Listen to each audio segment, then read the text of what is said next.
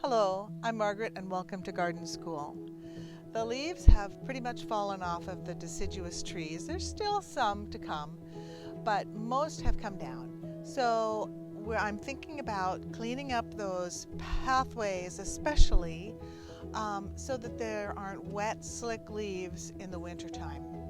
So that's what I like to do, is just take care of my pathways and my sidewalks, get the leaves off of those, or if there are some plants that are going to kind of be smothered, maybe I have some little winter pansies or winter violas, they want to be uncovered from the leaves.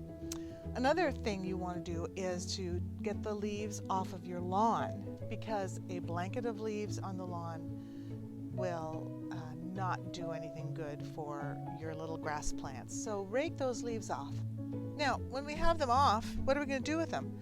A lot of people just put them in their yard waste bin.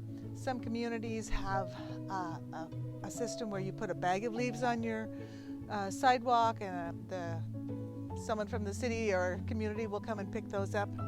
But I want you to think about, can I keep those leaves here in my yard, in my property, and work on composting them right here? Now, there's a couple of nice reasons to do that.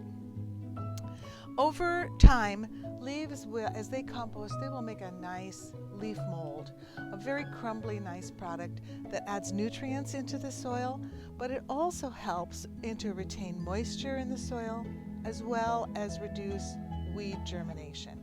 So that's a nice thing to have. It's like having compost, but you didn't have to go and buy the compost. It's right here, and you can then just dress your plants or your bedding area as needed. So what I've done is I've raked up my leaves in the pathway, mostly from a Japanese maple and a cherry. There's a little bit apple leaves in here too, and I just put them in here. This will probably take at least a year to really decompose into a nice leaf mold, but never hurts to start now. So I got some apple leaves and I'm going to add them too.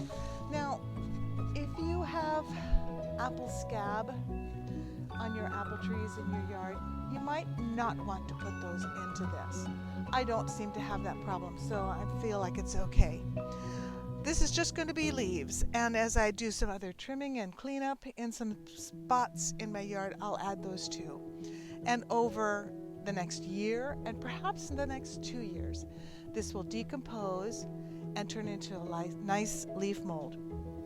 Now, if I wait a couple weeks or maybe a month and dig into here, I'm going to find a ton of earthworms in here. Earthworms, and then I'll probably find some other little arthropods and some other insects that are actively working on decomposing these leaves. The decomposers, we like those guys in the right spot. That's great. But there's something else we'll find out. We may not see it, but there's a lot of fungi that is working on decomposing leaves. It's really important to think about. You'll want this to retain some moisture. If it is under a downspout is emptying into it, that's going to be too much moisture. And you'll probably get some anaerobic bacteria going on in here. And you'll know that because it will stink. We don't want that. So in that case, I would say relocate your little hoop. This is just a wire fencing that I bought and made a hoop. And you can relocate that to a place where it's going to get rained on and snowed on. That's great, but not super drenched. So there's something to work on. If you would like to, think about retaining those leaves from your property in your property so that you can use them in the spring or in next summer when it's hot and you need a little extra mulch to retain moisture.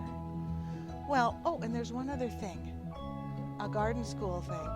When you're figuring out how big to make your hoop, you're going to have to use some math. So you'll have to remember the formula for the circumference of a circle. It's okay, you can Google it and find out. Anyway, there's always more to learn in the garden. Bye-bye.